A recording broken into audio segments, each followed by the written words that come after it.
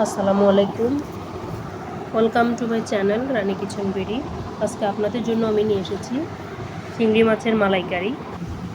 এর জন্য এখানে আমি নিয়েছি চিংড়ি মাছ, খুব ভালো করে পরিষ্কার করে নিয়েছি। দিয়ে দিলাম লবণ, এরপর দিয়ে দিলাম মশলা এবং হালকা একটু মরিচের গুঁড়া।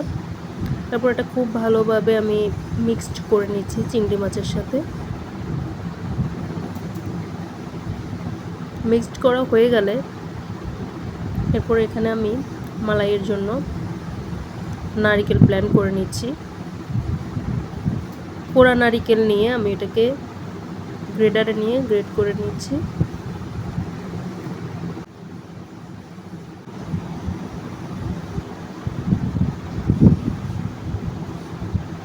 গ্রেড করা হয়ে গেলে এটাকে আমি একটা ছাঁকনি দিয়ে ছেঁকে উপরের যে আবরণটা আছে ওটাকে নিয়ে নিচ্ছি। ছাঁকা হয়ে গেলে এরপর আমি অন্যান্য উপকরণগুলো গ্রাইন্ডারে গ্রেড করে নিচ্ছি। এখানে আমি দিয়ে দিচ্ছি সরিষা, জিরা, কাঠবাদাম, পেস্তা বাদাম, কাঁচামরিচ এবং যে নারকেলটা গ্রেড করে নিয়েছি, বাদামটা গ্রেড করে নিয়েছি, সেই বাদামগুলো আমি এটার সাথে আবার গ্রেড করে নিচ্ছি।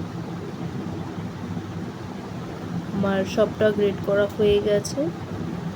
এবার আমি এটাকে একটা বাটিতে নিয়ে নিচ্ছি। এরপর আমি আলাদাভাবে পেঁয়াজ, 1 কাপ পেঁয়াজ কুচি করে নিয়েছি, সেটা আমি গ্রেড করে নিচ্ছি। সবগুলো উপকরণ আমার গ্রেড করা হয়ে গেলে আমি রান্নায় চলে এলাম। এখানে দিয়ে দিচ্ছি আমি তেল। ভাজার জন্য পরিমাণ মতো তেল দিয়ে চিংড়ি মাছগুলোকে খুব ভালো করে ফ্রাই করে নিতে হবে। ভালো করে বলতে একদম মুচমুচে করে যে ভাজবেন এমনটা নয়, সুন্দর করে ভাজার কথাই বলেছি। ভাজা হয়ে গেলে এরপর আমি এটাকে উঠিয়ে নিচ্ছি।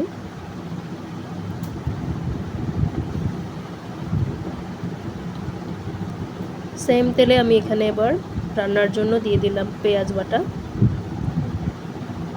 পেঁয়াজ বাটাটা একটু তেলে ভেজে নিয়েছি। এটা ভাজা হয়ে গেলে এখানে আমি গ্রেট করে রাখা নারকেলের দুধটা আমি এখানে অ্যাড করে দিয়েছি। তারপর এখানে আমি দিয়ে দিচ্ছি আদা রসুনের পেস্ট, দিয়ে দিচ্ছি মরিচ গুঁড়া, মশলা গুঁড়া, জিরা গুঁড়া, লবণ স্বাদ মতো।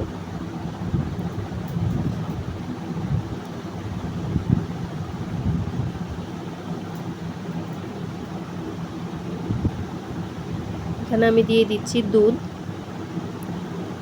এরপর এটা আমি খুব ভালোভাবে মিক্সড করে নিচ্ছি।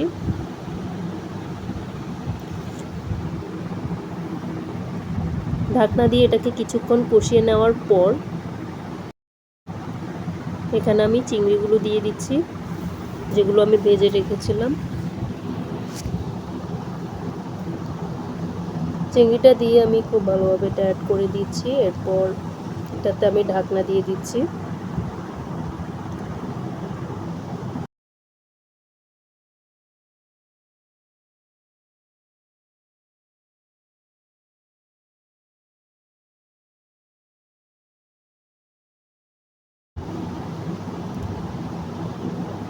এটা কিছুক্ষণ রান্না হলে এটা আমি একটু চেক করে নিচ্ছি